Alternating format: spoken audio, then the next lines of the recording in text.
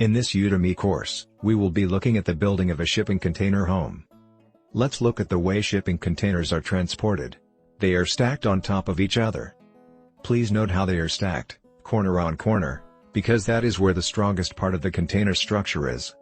Almost all shipping containers are built in China. They come in 10 foot, 20 feet and 40 feet or 3 meter, 6 meter and 12 meter containers. Containers are by default 2,4 wide by 2,5 meters high. For building a home we work with the HC type, which is 2,7 meters high, to give us an extra 20 millimeters ceiling space. Why should you look at this course? Philip, the instructor for this course, has been involved in the alternative building since 2007, and have erected light steel frame houses as well as structural insulated panel houses in South Africa. In this course, Philip will cover the 10 do's and 10 don'ts when looking at building a shipping container home. Learn the things to avoid and the things you must do when building your own shipping container home. You will save a lot of sleepless nights, time and money by just planning your building process better.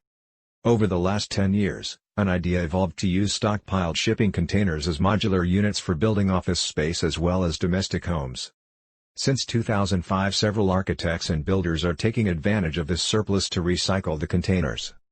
This takes a bit more muscle and planning, but we feel is that the next step up for better recycling.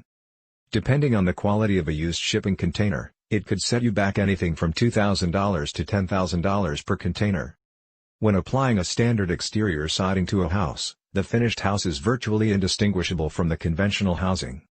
If you are contemplating building your own container home in the next 18 months, then this course will save you more than $500.